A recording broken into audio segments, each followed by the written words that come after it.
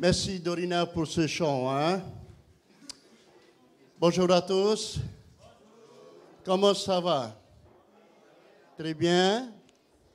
En forme pour ce matin? J'avais changé un peu notre méditation ce matin.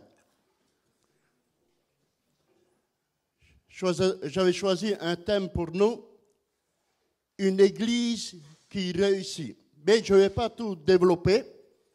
Je prends 3 étapes et le reste, on laisse pour mercredi prochain. OK?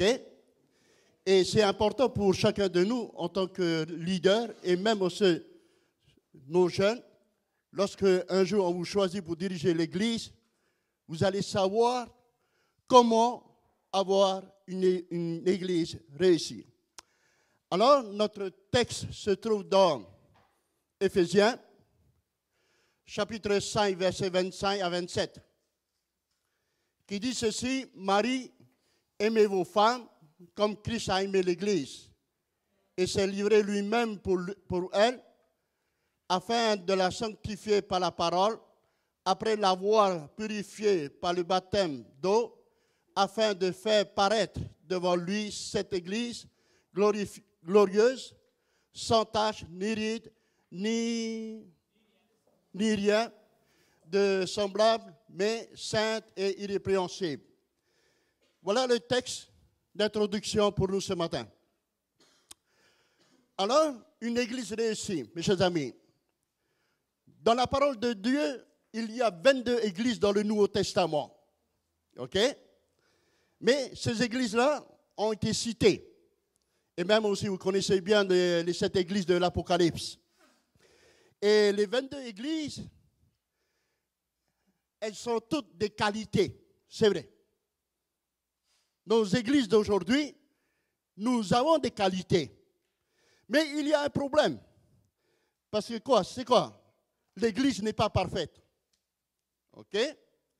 Cette église n'est pas parfaite.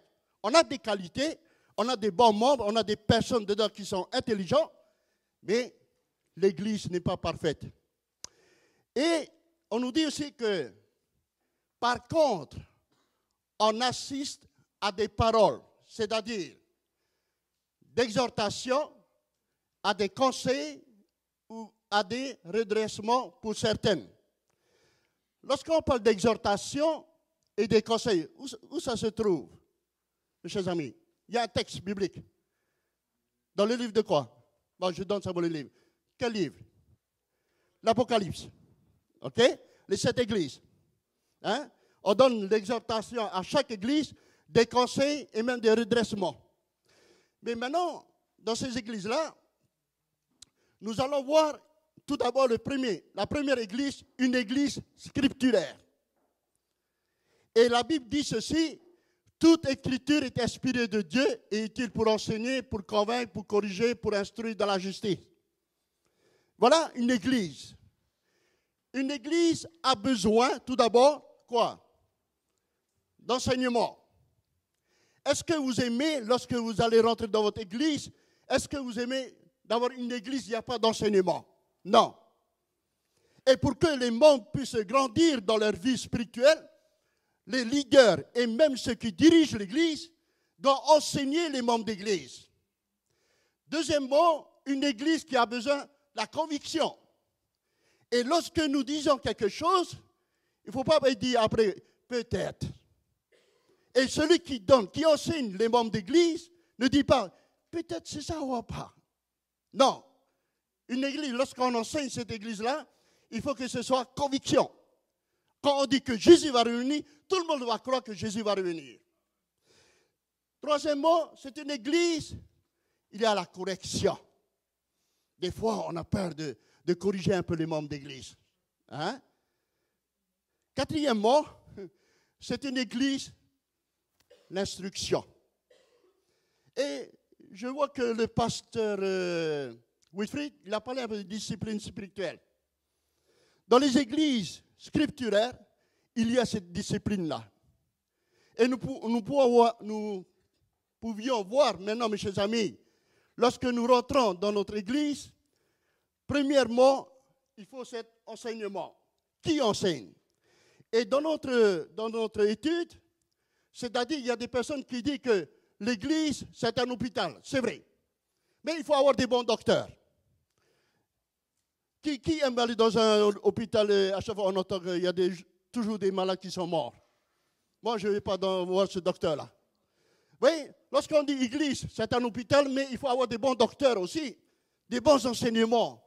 Bon, des bons anciens, des bons pasteurs aussi qui peuvent édifier l'Église. Deuxièmement, on nous dit ceci que, souvenez-vous de toutes ces lettres. Bon, je vais prendre ici. Souvenez-vous de toutes ces lettres que Christ vous a écrites, qui vous écrit et qui vous écrira. Ce sont des lettres que Christ nous a données. Et les 22 églises qui ont été mentionnées dans le Nouveau Testament, Jésus a écrit des lettres et qu'il vous écrit et qu'il vous écrira. Et certaines églises manquent le but. Tu vois, ils manquent le but. Car elles n'acceptent pas la parole de Dieu. Une église qui n'accepte pas la parole de Dieu, mes chers amis, on ne sait pas où il va. Peut-être il va monter, il part sur les récits pour aller à la pêche, je ne sais pas. Mais une église qui dit ici, aux yeux de Dieu, c'est autre chose. Qui dit ceci, cette église-là, elle est centrée sur Jésus. Et lorsqu'on rentre dans cette église, on entend le nom de Jésus.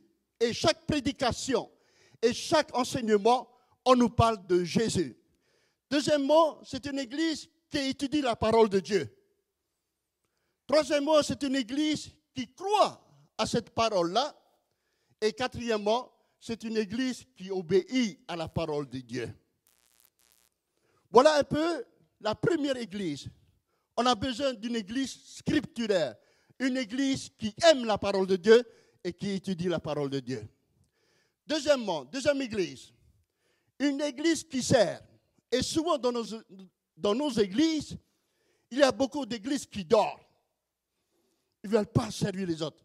Mais la Bible nous dit ceci, si un frère ou une sœur sont nus et manquent de la nourriture de chaque jour, et que l'un d'entre vous leur dise, allez en paix, chauffez-vous et vous rassasiez, et que vous ne leur donniez pas ce qui est nécessaire au corps, à quoi cela sert-il? Et souvent, les églises aiment rester seules. Jamais au service des autres. Nous avons l'église scripturaire, deuxième, une église qui sert, c'est-à-dire service communautaire, et même aussi lorsqu'il y a quelque chose qui se passe, je suis au sabbat, je suis à l'église, et comme il y a une maison qui brûle, je vais aider cette personne-là. Ça fait partie du service. Et on nous dit ici que de nombreuses églises manquent le but parce qu'elles sont centrées sur elles-mêmes. C'est vrai. On reste dans notre cocon. On ne veut pas sortir. Mais pour sortir, mes chers amis, ça fait du bien aussi pour les membres d'église. D'aller en église. Et même aussi d'aller rencontrer nos frères et sœurs. Et même aussi le sabbat. Bon, je m'excuse, mes chers amis. Et même aussi le sabbat après-midi, on est trop centré sur nous-mêmes à rester à l'église. Peut-être on peut prendre le sabbat pour distribution des brochures ou d'aller voir les SDF ou d'emmener à manger à d'autres personnes qui n'ont pas de nourriture. Et ça fait partie de notre vie du chrétien. Et c'est pour cela que l'église qui sert, c'est celui qui pense à l'autre qui est dans le besoin. Et on nous dit aussi ici qu'ils n'essayent pas d'atteindre et d'assister des moins fortunés, mais accordent leur argent et leur offrande pour eux-mêmes. Ils ne veulent pas donner. Et nous voyons, mes chers amis, lorsque nous passons aux offrandes, aux dîmes, il y en a beaucoup de membres d'église qui laissent leurs papiers. Là, ils vont prendre les pièces. Et j'ai vu ça. Et lorsqu'on parle des offrandes, mes chers amis, il y a des fois, lorsque le trésorier compte, même il y a des 1 franc dedans. Alors je pose la question, est-ce que nous donnons 1 franc pour le Seigneur? Peut-être vous avez dit, hey pasteur, la Bible dit, quand tu donnes avec cœur, c'est ça, oui. Mais je te dis là, de prendre 1 franc, va acheter un pain. Et c'est ça, mes chers amis. Et on dit ici qu'ils n'essaient pas d'atteindre et d'assister les moins fortunés, mais accordent leur argent et leur offrande pour eux-mêmes. Alors, que dire d'un amour qui ne sert à rien? Hein? Une église, il est là, on parle beaucoup d'amour, mais on ne va jamais servir les autres. Et l'église qui sert, c'est une église qui prie. Une église qui ne prie pas, c'est une église qui est morte. C'est une église qui jeûne aussi. Mais il y a beaucoup d'églises qui jeûnent en ce moment. Et je remercie Dieu. Mais c'est une église aussi qui agit. Il ne parle pas seulement, mais qui agit dans la vie. Et nous voyons, c'est le rôle du chrétien, c'est notre rôle, mes chers amis. Et nous allons pour pouvoir avoir une église qui réussit, nous devons marcher tout d'abord. C'est une église scripturaire, mais c'est une église qui sert maintenant les autres. Troisième point, c'est une église qui chante, mais qui célèbre le Seigneur. Le texte dit ceci: entretenez-vous par des psaumes, par des hymnes, par des cantiques spirituels, chantant et célébrant de tout votre cœur les louanges du Seigneur. Et lorsqu'on voit dans cette église, est-ce que vous aimez d'aller dans une église, et cette église, nous sommes 100 dedans, il n'y a que 4 qui chantent? Est-ce que vous aimez ça? Mais on voit beaucoup ces choses-là, mes chers amis. Et lorsqu'on voit ces choses-là, on voit les membres d'église, ok, on va chanter, on met sur l'écran, mais il y a peu qui chantent. Mais pourquoi on est là à l'église, mes chers amis? Pour rendre gloire au Seigneur à travers les chants. Et lorsque nous allons chanter, mes chers amis, il faut être heureux. Et lorsque nous venons ici pour louer notre Seigneur avec joie. Mais je remercie ce matin le groupe. Même s'il y a des fautes de notes aussi dedans, il n'y a pas de problème. C'est pour louer le Seigneur, ça. OK? Bon, on dit ici, une église qui réussit aux yeux de Dieu, c'est une église qui est en vie. Et souvent dans les églises que je m'en occupe, et je dis aux membres d'église, et même à la chorale, lorsque vous allez venir devant chanter, venez, soyez dans la joie. Ne venez pas tout le temps comme ça. On va chanter, oui, alléluia. Mais il n'y a pas de sourire, il n'y a rien. Et une fois, la responsable de la chorale me dit ceci: pasteur, lorsqu'on regarde les membres d'église, on voit les membres d'église sont comme ça. Ils ne sont pas heureux de nous voir. Et ça fait pitié aussi, mes chers amis. Et si la chorale ne donne pas un bon exemple, comment les membres d'église nous regardent dans la joie? Ils sont comme ça. Mais lorsqu'on vient chanter, mes chers amis, on dit ici, les églises qui réussissent aux yeux de Dieu, c'est une église qui est en vie, qui est vivante. Et lorsque je dis que la parole de Dieu, elle est vivante, c'est-à-dire, lorsqu'on vient chanter aussi devant le Seigneur, il faut qu'on soit dans la joie. Comme Dorina ce matin. Elle est dans la joie, elle monte toujours ses dents. Ça, c'est bien. Hein, Dorina? C'est ça qu'on veut. Mais on ne veut pas, lorsqu'on vient devant, on est fatigué, peut-être dans la semaine, on a trop travaillé. On chante ça par coutume comme ça. Non, mes chers amis. Dans l'église de Dieu, c'est une église vivante. Il faut que les membres d'église soient en vie aussi. Deuxièmement, on dit aussi, elles ont la joie de vivre. Il y a des fois quand on vient pour le sabbat, on est fiers. Tu vois? L'église de Dieu, c'est une église vivante. On vient à l'église, des fois on va dans le coin, on laisse le pasteur parler, l'ancien d'église, on dort. J'ai rien à foutre, qui peut parler. Hein? Et dès que j'ai terminé, je rentre à la maison. Ça va le pour là? Je n'ai pas bien entendu. Tu vois? Et lorsqu'on vient, mes chers amis, je voudrais vous dire, à tous les leaders ici, même vous les jeunes, lorsque vous allez à l'église, ce n'est pas pour les pasteurs, pour les anciens. Vous allez à l'église pour le Seigneur. Allez dans la joie. Ne venez pas avec tristesse ou quoi encore, parce que nous allons rencontrer notre Seigneur. C'est pour ça qu'on dit qu'elles ont la joie de vivre. On chante. Il faut chanter. Ce n'est pas les autres qui vont chanter pour vous. C'est vous, vous chantez pour célébrer le Seigneur. Et on ressent aussi la bonté. Et lorsque les membres de l'église, les invités viennent dans cette église-là, et lorsqu'ils entendent la voix des membres d'église, on dit des anges dans l'église, est-ce qu'ils vont sortir, ils ne vont plus revenir? Si. Ils reviennent. Ah, j'aime bien la voix de cette personne, même si c'est flette, mais c'est bien. Parce que c'est Dieu qui va changer la voix de la personne. Et lorsque les invités voient cela, il y a cette joie pour revenir encore. Ils ne vont plus rester chez eux. Allez, viens, on va aller à l'église. Ils donnent cette expression d'avoir cette joie pour rencontrer leur Seigneur. Et on repart alors avec un cœur joyeux. Ah, c'est bien. Hein? Il y a des sabbats, quand je rentre à la maison, je dis, ah Seigneur, merci pour ce sabbat. J'ai bien passé mon sabbat. Pourquoi? J'ai rencontré les membres. Il y a cette joie-là. OK? Et puis, on dit aussi que le sentiment d'être la bienvenue aussi. L'église de Dieu, c'est ça. Lorsque les invités viennent, lorsque les membres d'église viennent aussi. Ah, comme Dorina a fait ce matin. Hein? Oh, mon frère, je t'aime. Ma soeur, je t'aime. Mais on a peur de dire. Ah, je me souviens. Je sais, pasteur, on peut prendre encore quelques temps, hein, Chilo? Ouais. Je me souviens d'une église. Et c'est la première fois que je rentre dans cette église. Alors, il y a une maman qui vient, je dis, ma soeur, je t'aime beaucoup. Alors, le mari était fâché après moi. Ah, je lui dis en moi-même, je ne vais pas draguer ta femme, non.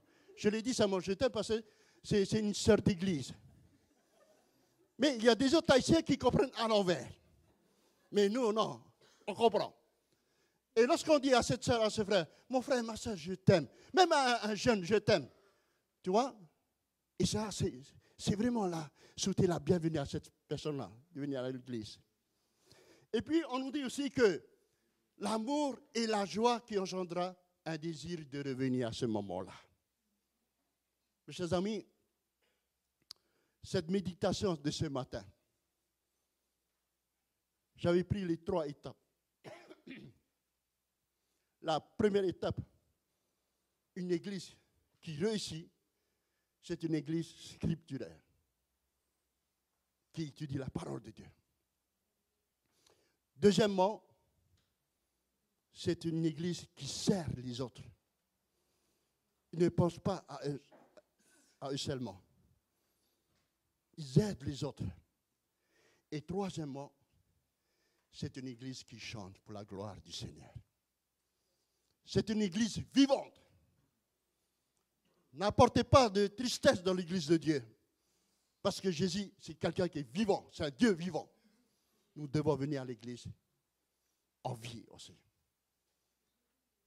Sourire. Et c'est ça. Bon, je vais terminer ça après. Je vais changer. Et quatrièmement, alors, une église qui enfante des âmes. OK? On nous dit ici, alors il dit à ses disciples, la moisson est grande, mais il y a peu d'ouvriers. Okay? 4e point. Il y a peu d'ouvriers, mais la moisson elle est grande. Et la Bible dit, certaines églises n'ont pas ce fardeau et ce zèle pour celui qui n'est pas sauvé. C'est-à-dire, on vient à l'église, on ne pense pas aux autres. Une église, il y a une église, j'ai rencontré. Alors j'avais posé cette question à cette église, combien d'années que vous n'avez pas encore baptisé des gens dans votre église? Pasteur, 5 ans. Est-ce que c'est bon? Non, mes chers amis. Où est le problème? Hein? Où est le problème? Le problème, c'est nous-mêmes. Le problème, c'est moi-même, en tant que leader. Et si je ne suis pas spirituel dans ma vie, comment je peux donner la spiritualité aux membres d'église? Et si mon église n'enfante pas pendant ces 5 ans, j'ai un problème.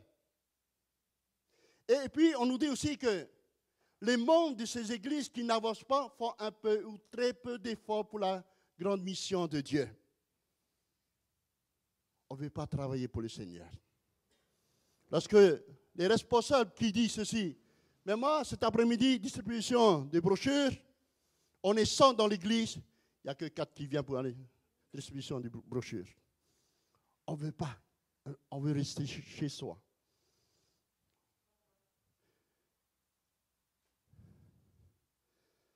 Une église qui enfonce des âmes. On nous dit ici, Dieu fit du bien aux sages femmes. L'exemple de Moïse. Et le peuple multiplia et devint très nombreux. Parce que les sages femmes avaient eu la crainte de Dieu, Dieu fit prospérer leur maison. Nous avons vu cela. Nous connaissons cette histoire-là de Moïse. Alors, Jésus nous a donné ses conseils. C'est une mission. Nous sommes venus ici pendant ces 2 semaines. Et lorsque vous allez rentrer chez vous, il y a une mission que vous devez faire. Allez faire de toutes les nations. Allez faire de toutes les nations des disciples. Les baptisons au nom du Père et du Fils et du Saint-Esprit. Vous allez partager ce que vous avez eu pendant ces 2 semaines. Vous allez donner à d'autres personnes qui veulent rencontrer Jésus dans leur vie. Et c'est ça notre rôle, mes chers amis. Et lorsque nous donnons ces choses à ces personnes-là, ils vont donner leur vie à Jésus. Et c'est là qu'on peut dire que l'Église enfonce des âmes. Ce n'est pas une Église stérile, mais c'est une Église qui est vivante, qui enfonce des âmes et des personnes qui viennent à Jésus. Et cinquièmement, pour terminer, une Église remplie du Saint-Esprit. Alors, comment remplie du Saint-Esprit? Et le texte, l'apôtre Paul dit ceci, ne vous enivrez pas de vin, c'est de la débauche, soyez au contraire remplis de l'Esprit de Dieu. Voilà, nous avons vu les 5 étapes. Scripturaire, une église qui sert, une église quoi? Après, joyeux, qui chante, qui célèbre le Seigneur, une église qui enfonce des âmes et une église qui est remplie du Saint-Esprit. Mes chers amis, je me rappelle dans Actes chapitre 2, lorsque ces personnes se sont réunies, même sentiment, même pensée, et le verset 42 ou 43 qui dit ceci, Dieu dirigea des personnes dans son église.